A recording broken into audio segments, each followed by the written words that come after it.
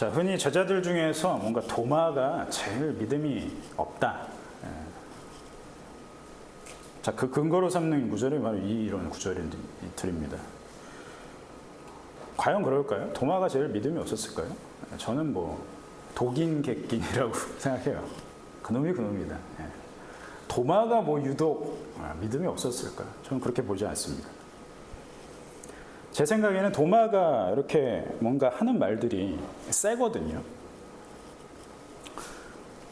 14장 5절을 보면 14장 5절에 이제 예수님께서 본인이 길과 진리와 생명이라는 말씀하면서 그 길로 내가 간다 이렇게 했을 때 도마가 이렇게 얘기합니다. 주께서 어디로 가는지 우리가 알지 못하는데 그 길을 어찌 알겠습니까? 그러니까 예수님이 뭐라고 하면은 도마는 옆에서 뭔가 토를 다는, 우리가 모르는데 그 길을 어떻게 알겠습니까? 그래서 어떻게 알고 가겠습니까? 뭔가 이런 어떤 적극적인 언행들을 한단 말이에요, 도마는. 그러니까 요한이 봤을 때, 요한은 제자들 중에서 굉장히 젠틀하잖아요. 뭔가 여린 심령을 갖고 있다고 생각합니다. 그러니까 요한이 봤을 때는 도마의 말의 수위가 센 거예요. 그러니까 도마의 말을 이렇게 적어놓은 겁니다.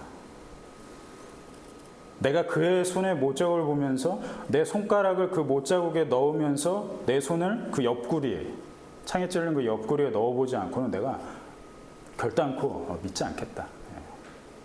세죠, 좀 수위가. 다른 제자들도 뭐 예수님의 부활을 믿지 못하고 있는 상황은 맞습니다. 똑같습니다. 10명의 제자들, 그리고 그 사람들과 함께 했던 사람들은 다 믿음이 없는 거예요, 지금. 부활하셨다는. 독인 객긴이죠. 도마의 말은 이런 겁니다. 자기 감각으로 느끼지 않고는 절대로 내가 인정하지도 않고 믿지도 않겠다.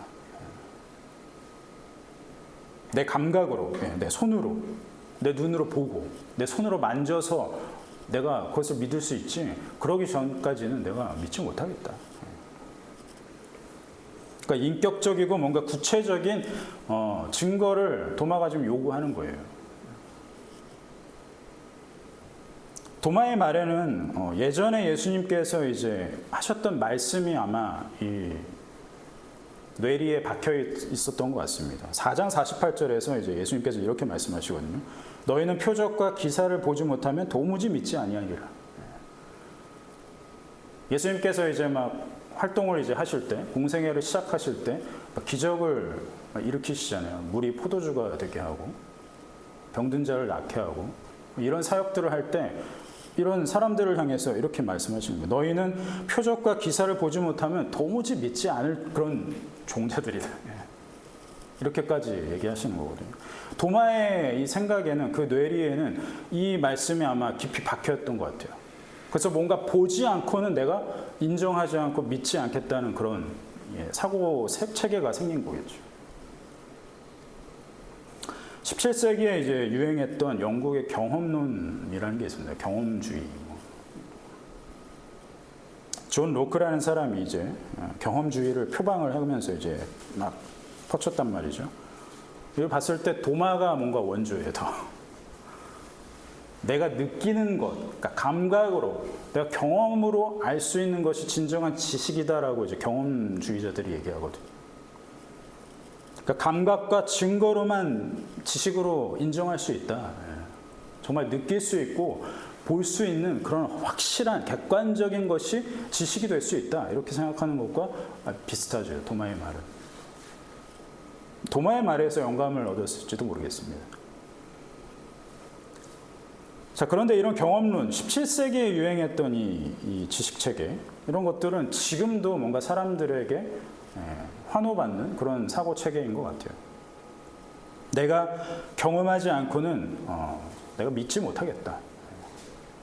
이런 지식체계, 이런 지식체계를 선호하는 사람들이 이 세상에는 많이 있는 것 같습니다. 그러니까 사람들이 기독교 신앙을 거부하는 대표적인 이유가 뭐예요? 하나님이 보이지 않는데 어떻게 믿겠냐? 그거지 않습니까? 있으면 지금 당장 눈앞에 보여달라. 내가 눈으로 보고 내가 손으로 만져봐야 알겠다. 그러니까 이런 사람들의 생각은 뭡니까? 내가 만져보지 않고 내가 보지 않으면 하나님은 없는 게 되는 거예요. 그렇죠? 그 사람들에게는. 그러면서 사람들은 하나님을 믿는 것을 굉장히 뭔가 비논리적이라고 생각하죠. 자기들은 논리적입니까? 내가 보고 내가 느낄 수 없으면 지식으로 인정하지 않겠다는데 그건 논리적인 생각이라고 생각하고, 하나님, 보이지 않는 하나님을 믿는 것은 마치 비논리적인 것처럼 생각한단 말이죠. 그렇게 판단합니다. 추상적이고 현실에 존재하지는 않지만 마치 있는 것처럼 생각해서 믿는다. 너희는 그렇게 믿고 있어. 기독교인들을 향해서 그렇게 얘기하죠. 없는데, 사실은 없는데 있는 것처럼 여겨서 거기서 뭔가 마음의 평안을 얻는 거 아니냐. 그게 너희가 믿는 하나님의 존재 아니냐. 많은 사람들이 기독교를 그렇게 바라봅니다. 그러면은 우리가 좀 팩트 체크를 해볼 수 있겠죠. 내가 눈으로 보고 손으로 만진 감각으로 얻은 것은 과연 절대 지식이 될 수 있는가? 그렇다면 그것은 얼마나 지속될 수 있는 지식인가? 내 감각으로 느껴진 것은 믿을 수 있다면 그것은 영원한 지식이 될 수 있는가? 결론부터 얘기하면 보장할 수 없습니다. 내가 느꼈다고 어떤 증거를 확실히 얻어서 내가 그것을 내 절대적인 지식으로 장착을 했는데 그것이 영원한 지식으로 될 수 있냐? 그걸 한번 따져보죠. 성경에 뭐 수많은 근거가 가득합니다. 한 군데만 보면 이스라엘이 이제 이집트에서 노예로 생활하다가 하나님께서 모세를 이제 지도자로 삼죠. 그러면서 이제 이스라엘을 이집트에서 탈출시킵니다. 이걸 출애굽 사건이라고 부르죠. 자, 이집트에서 탈출하긴 했지만 뭔가 이들에게 보장된 건 광야였습니다. 광야 생활이에요. 힘든 생활. 뭔가 노예에서 힘든 노예 생활에서 탈출했으면 뭔가 보장되는 생활이 주어져야 될 거 아니에요. 근데 그들에게 보장된 게 광야 생활이었다는 거죠. 황량한 광야, 말 그대로. 광야니까 먹을 게 없습니다. 뭐 어떤 곳은 뭐 풀 한 포기도 나지 않는, 뭐 오아시스도 있을 수 있겠지만 풀 한 포기 나지 않는 땅이 대부분인 게 광야잖아요. 이스라엘이 이제 먹을 걸 달라고 아우성 쳤습니다. 처음에는 이집트에서 바리바리 싸갖고 와가지고 먹을 게 좀 있었죠. 그거 다 먹으니까 우리 돌아가는 게 좋지 않냐. 먹을 것도 없는데 먹을 게 뚝 떨어졌잖아요. 하나님께 먹을 거 달라고 아우성 칩니다. 그러니까 뭘 주십니까? 만나를 주시죠. 자, 민수기 11장을 보면 만나의 생김새가 나와요. 민수기 11장을 좀 미리 찾아주시면 좋을 것 같습니다. 만나가 뭐냐? 진주 모양으로 여기서 묘사합니다. 진주 모양으로 된 아주 작겠죠. 뭔가 진주 모양으로 된 동그란 어떤 하나의 씨앗 같은 생김새였습니다. 그 만나는 이 세상에 어떤 존재하는 식량이 아니었어요. 하나님께서 창조해서 새벽에 이슬이 내릴 때 같이 내려주십니다. 그래서 자고 일어나면 이제 만나가 막 어떻게 보면 꽃이 피듯이 막 열려 있는 거죠. 그러니까 뭐 수고할 것도 없어요. 뭐 땅 파고 막 이렇게 할 필요도 없습니다. 그냥 잡아서 주머니에 넣으면 돼요. 그게 하루치 식량이 되는 겁니다. 다음 날이 되면 또 똑같이 또 내려져 있어요. 하나님께서 창조해서 내려주신 식량이라는 거죠. 아마 제가 추측하건대 이 만나에 들어있는 영양소는 아마 완벽했을 거라고 추측합니다. 그러니까 만나만 먹어도 포만감이 생기고 뭔가 우리 몸에 필요한 필수 영양소들이 다 충전이 되는 거죠. 만나만 먹어도. 물도 필요 없어요. 수분까지 공급해 줍니다. 다른 것들을 골고루 먹지 않고서 만나만 먹어도 충분히 광야를 버텨갈 수 있는. 그러니까 하나님께서 주셨겠죠. 하나님이 주신 게 부족할 것 같지는 않습니다. 충분했을 거라고 생각합니다. 제가 꿈꾸는 게 바로 이런 거예요. 이 알약만 먹으면 배가 부르고 막 모든 영양소가 막 채워지고 하루에 하나만 먹으면 안타깝게 이런 기술은 아직 먼 것 같습니다. 자, 민수기 11장을 좀 보면 4절과 5절 한번 찾아볼까요? 민수기 11장 4절과 5절입니다. 우리 함께 한 목소리로 읽어보겠습니다. 민수기 11장 4절과 5절 시작. 그들 중에 섞여 사는 다른 인종들이 탐욕을 품음에 이스라엘 자손도 다시 울리되 누가 우리에게 고기를 주어 먹게 하랴. 우리가 애굽에 있을 때에는 혹시 생선과 오리와 참외와 부추와 파와 마늘들을 먹은 것이 생각나더라. 여기서 뭐 다른 인종들이 탐욕을 품어서 뭐 고기를 달라고 했다 뭐 이렇게 나오는데, 그러면 이스라엘은 죄가 없냐? 똑같은 그놈이다 생각합니다.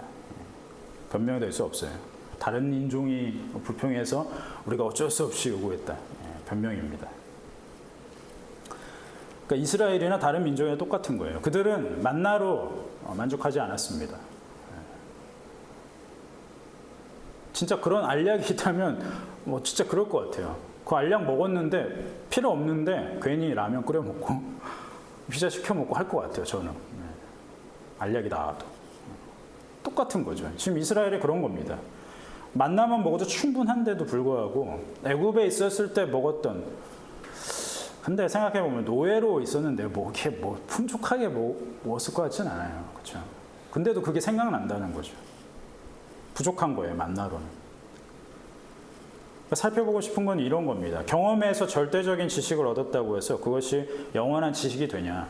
만나를 내려주셨는데 그것만 먹어도 충분하고 그것을 내려준 사실 자체가 신비한 일이고, 이 기적을 우리가 겪었는데 이스라엘에게는 하나님이 함께 하신다는 어떤 증거들이 가득한데 그게 절대적인 지식 그리고 영원한 지식이 됐냐? 그렇지 않다라는 거예요.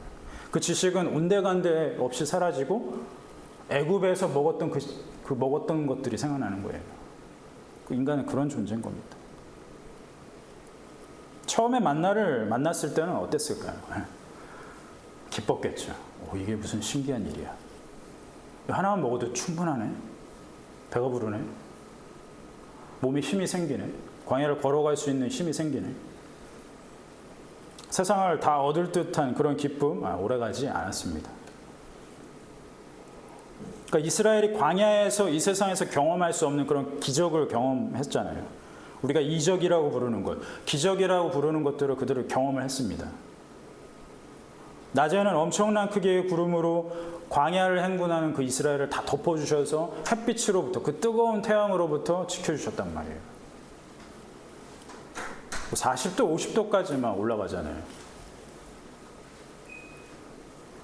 밤에는 뭐 충분한 옷을 입었겠습니까? 아마 추위가 낮과는 완전 상반된 기온을 보이잖아요.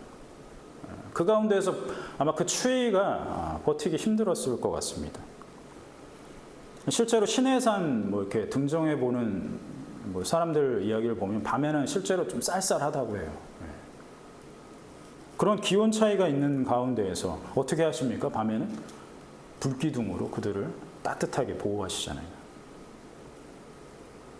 더 신기한 건 저는 이런 겁니다. 그들이 입은 옷이 뭐 충분했겠습니까? 그들이 신은 신발. 놀랍게도 하나님께서는 그들의 입은 옷, 신발이 닳지도 않았다고 말씀하시거든요. 8장 4절. 신명기 8장 4절을 보면 이 40년 동안 내 의복이 헤어지지 아니하였고 네 발이 부르트지 아니하였느니라. 이게 놀라운 일이죠. 그렇죠? 의복이 닳지를 않아요. 40년 동안. 이런 옷이 지금 있다면 신발이 헤어지지도 않아요. 더 놀라운 건 발이 부르트지도 않습니다. 제가 군대에서 행군이라는 걸 했는데 진짜 조금만 걸어도 물집이 잡히고 막 그러고요. 그거 부르트는 거잖아요. 40년 동안 걸었는데 그 발이 멀쩡하다는 거예요. 다리 다치는 사람도 없고. 광야 생활을 해서 병나는 사람이 없는 거예요. 놀라운 일이죠. 목마르다고 하면 반석 쳐서 물 주십니다. 사실 만나에 다 들어있긴 하지만 물을 달라고 하니까 물을 주시는 거예요. 마치 어린아이를 얼려듯이. 이런 갖가지 초자연적인 일을 경험했어요. 그러면은 그들 안에 놀라운 하나님에 대한 믿음이 생겨야 될 거 아니에요. 그들 안에 있는 건 반대로 불신앙이죠. 그들은 하나님을 신뢰하지 않습니다. 계속해서 그래서 원망하죠. 우리 다시 돌려보내주세요. 우리 여기서 죽일 겁니까? 눈으로 봤습니다. 손으로 만졌죠. 입에 넣어서 먹었죠. 불 쬐겠죠. 구름에 가려진 태양을 보면서 걸었겠죠. 그들이 경험한 지식이었어요, 이거는. 그러나 오래가지 않았습니다. 만약에 지금 예수님께서 이 땅에 다시 오셔가지고 자신이 십자가에 못 박혔던 자국을 보여주시고 만져보라고 했을 때 사람들은 어떻게 반응할까요? 야, 만져봐. 한번 봐봐. 진짜지? 믿을래? 100번 양보해서 사람들이 믿을 수 있다고 쳐요. 그럼 그 믿음이 얼마나 갈까요? 오래 갈까요? 직접 봤잖아요. 만졌잖아요. 경험했잖아요. 그럼 믿어야죠. 그러나 영원하지 않을 겁니다. 그러니까 이스라엘 통해서 보여주신 것들이 그런 거잖아요. 경험에서 얻은 지식, 그 지식으로 살 수 있는 존재였다면 우리는, 그러니까 이스라엘은 결코 실패를 맛봐서도 안 되고 우리도 실패를 맛봐서는 안 돼요. 우리가 경험한 하나님이 있다면 그 경험으로 우리는 지식이 충만해야 될 텐데, 하나님 아는 지식이 충만해야 될 텐데 그것으로 살 수 있냐는 거예요. 계속해서. 그렇지 못하죠. 우리의 존재가 그런 거죠. 저는 부족한 남편입니다. 부부 생활만 해도 그렇잖아요. 아내가 막 진리를 깨닫게 합니다. 그러면은 이제 그걸 한번 딱 듣고 캐치를 해서 다음에는 그 실수가 없어야 되는데 똑같이 하잖아요. 똑같이 실수하잖아요. 영원하지 못해요. 경험한다고 해도. 그러면서 회개를 해야죠. 자, 이 만나 이야기의 클라이막스를 한번 확인하겠습니다. 신명기 8장 1절에서 3절인데요. 제가 읽어드리겠습니다. 신명기 8장 1절에서 3절 말씀입니다. 내가 오늘 명하는 모든 명령을 너희는 지켜 행하라. 그리하면 너희가 살고 번성하고 여호와께서 너희의 조상들에게 맹세하신 땅에 들어가서 그것을 차지하리라. 네 하나님 여호와께서 이 40년 동안에 너에게 광야 길을 걷게 하신 것을 기억하라. 이는 너를 낮추시며 너를 시험하사 네 마음이 어떠한지 그 명령을 지키는지 지키지 않는지 알려 하심이라. 너를 낮추시며 너를 줄이게 하시며 또 너도 알지 못하며 네 조상들도 알지 못하던 만나를 너에게 먹이신 것은 사람이 떡으로만 사는 것이 아니요 여호와 입에서 나오는 모든 말씀으로 사는 줄을 네가 알게 하려 하심이니라. 아멘. 만나를 내려주신 이유에 대해서 아주 정확하게 명확하게 그 이유를 설명해 주시고 있습니다. 그러니까 하나님의 말씀, 그 하나님의 입에서 나오는 말씀, 그러니까 만나로 사는 것이 아니라 물론 하나님께서 주신 것이지만 그것으로 사는 것이 아니라 하나님의 입에서 나오는 모든 말씀으로 사는 줄을 알게 하시려고 만나를 주셨다는 거예요. 보여주시고 먹여주신다는 겁니다. 눈으로 보게 하고 손으로 만지게 하신다는 거예요. 그래서 그러니까 오늘 주제로 바꾸면 이런 거죠. 경험이 아니라 말씀으로 믿고 살 수 있는 겁니다. 그러면 오늘 본문으로 한번 다시 돌아오시죠. 오늘 본문의 29절을 함께 읽겠습니다. 요한복음 20장 29절 함께 시작. 예수께서 이르시되 너는 나를 본받는 고로 믿느냐 보지 못하는 고로 보지 못하고 믿는 자들은 복되도다 하시니. 함께 다시 한번 읽을까요? 예수께서 이르시되 너는 나를 본고로 믿느냐 보지 못하고 믿는 자들은 복되도다 하시니라. 아멘. 자, 뭔가 고집불통 같은 도마가 이제 예수님을 마주하죠. 예수님께서는 이전에 이제 도마가 앞에서 말한 것을 알고 계셨습니다. 그 자리에 없으셨지만, 내가 손에 있는 못자국, 옆구리에 있는 상처 내가 만져보지 않으면 믿지 않겠다 했던 도마의 이야기를 알고 계셨어요. 그래서 어떻게 하십니까? 못자국 난 손, 창에 찔린 옆구리를 만져보라고 말씀하시죠. 도마가 만져봤을까요? 도마가 만졌다면 만졌다고 기록이 있을 것 같아요. 근데 그런 기록은 없습니다. 아마 도마는 그러지 않았던 것 같아요. 도마는 예수님이 자기 앞에 마주하게 되자 그 즉시로 믿었습니다. 예수님의 부활을. 어떻게 알 수 있어요? 도마가 신앙 고백을 하죠. 나의 주님이시요 나의 하나님이시니이다. 내 앞에 계신 예수님은 부활하신 예수님이고 그분이 나의 주님이시고 그분이 하나님이시더라고 신앙 고백을 하게 됩니다. 많은 사람들이 예수님의 부활을 믿지 않는 이유는 자신의 감각으로 느끼지 못하기 때문이라고 얘기합니다. 당장 눈앞에 보이지 않기 때문에 못 믿겠다. 이렇게 말을 하죠. 초자연적인 일을 마음대로 하실 수 있는 분이 하나님이세요. 하나님이 마음만 먹으면 다시 예수님께서 이 땅에 오셔서 자신의 육체를 충분히 보이실 수 있습니다.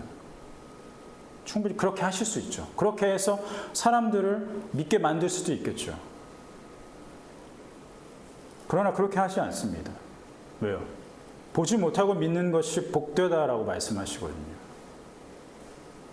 보여줘야만 믿냐? 그러나 우리가 앞에서 살펴본 것처럼 보고도 그 믿는다는 마음은 영원하지 않습니다. 본다 한들 그 지식이 영원할 거냐? 보장할 수 없다는 거죠. 하나님의 입으로 나오는 말씀으로만 하나님을 믿도록 하시는 것이 예수님의 궁극적인 목적이에요. 말씀으로만 하나님을 믿을 수 있는 것, 그것을 믿음으로 여기신다는 겁니다. 그러니까 믿음으로 산다는 것, 매일 내려주시는 만나로 사는 것이 아니라 예수님의 못자국을 손으로 만져서 경험해서 사는 것이 아니라 오직 하나님의 입으로부터 나오는 말씀을 들어서 믿는 것이죠. 그것을 통해서 우리 안에 영원한 지식이 되는 것이 바로 하나님을 아는 지식입니다. 예수님께서 말씀하셨어요. 보지 못하고 믿는 것이 복되다. 이것은 뭐냐면 하나님께서 보지 못하고 믿는 그 마음을 인정해 주신다는 뜻이에요. 보지 못하고 믿으면 너희가 행복할 거야. 단순히 이런 말씀이 아니라 너희가 보지 못하고 믿게 된다면 그 마음을 내가 인정하겠다. 그래서 도장을 꽝 찍겠다. 이 말씀입니다.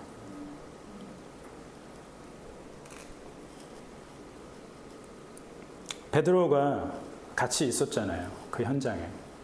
그래서 베드로 전서 1장 8절과 9절을 보면 베드로가 이렇게 복음을 전합니다.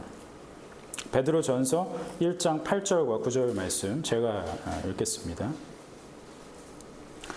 예수를 너희가 보지 못하였으나 사랑하는도다.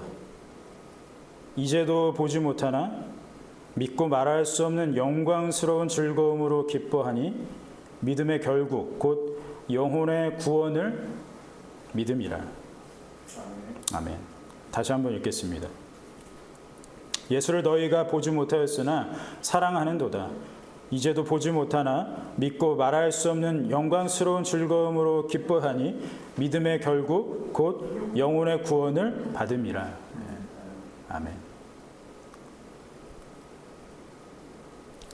베드로는 알고 있었어요. 왜요? 승천하셨잖아요. 예수님께서. 이제 육체로는 우리와 함께하지 않는 그 예수님. 그래서 이 제자들 이후에 있는 사람들은 모두 다 어떻게 되는 거예요? 예수님을 보지 못하고 예수님을 믿어야 되는 거예요. 그렇죠? 보지 못하고 믿는 것이 복되다. 우리에게도 적용되는 거죠. 예수를 너희가 보지 못하였으나 그분을 너희가 사랑하는도다. 이제 영원히 보지 못하나 믿고 말할 수 없는 영광스러운 즐거움으로 가득하다는 거예요, 우리가. 그래서 믿음의 결국 뭡니까? 영혼의 구원을 우리가 받는다는 것이죠. 보지 못하고 믿음으로써. 여리고성의 라합이 그랬죠. 라합은 하나님을 본 적도 없고 만나를 먹은 사람도 아니고. 라합의 믿음은 어떻게 생깁니까? 하나님에 대해서 들었어요. 라합은. 여리고성에서 살면서 점점 이제 이스라엘이 가나안 땅으로 막 오잖아요. 가나안 땅으로 막 오는데 그 가운데 있었던 일들에 대해서 막 얘기가 막 소문이 막 번지는 거예요. 가나안 땅에. 여리고성에 그 소문이 막 들리는 겁니다. 야, 홍해를 갈라서 거기를 그 땅을 밟으면서 그들이 왔대. 그걸 하신 게 이스라엘의 여호와란 분이래. 야, 너무 무섭지 않냐? 그런 하나님이 우리가 생각했을 때 너무 두렵지 않냐? 그런 하나님, 물론 하나님이라는 소리는 안 했겠죠. 신이라고 표현했겠죠. 그런 신이라면 나는 믿을 수 있을 것 같아. 그러면서 라합 가운데 그 믿음이 들어간 거잖아요. 그래서 그 하나님을 향해서 우리 가족도 구원을 해줘. 우리 가족은 꼭 구원을 해줘. 하나님, 나는 믿고 있어. 나는 본 적은 없지만 내가 손으로 잡아서 느낀 건 아니지만 내가 그 하나님에 대한 이야기를 들었을 때 나는 믿을 수 있었어. 그래서 나는 하나님을 믿는 마음이 있어. 그러니 우리 가족 구원해줘. 이게 라합 이야기잖아요. 경험에서 얻는 지식 영원할 수 없습니다. 잠깐 그 지식으로 자리 잡는다고 해도 영원하지 않아요. 우리 앞에 당장 만나가 내려서 우리가 그것을 먹고 하나님 살아계시는구나. 하나님 역사하시는구나. 그 지식으로 사는 것이 아니라는 거죠. 말씀으로 사는, 그래서 말씀 가운데에서 우리에게 들려지는 그 복음의 이야기를 통해서 하나님을 경험하는 것만이 영원한 지식이 될 수 있다는 겁니다. 이 말씀 가운데 우리의 일상의 삶에서 그 충만한 기쁨으로, 베드로가 이야기한 것처럼 그 충만한 즐거움으로 풍성한 삶을 살기를 바랍니다. 아멘.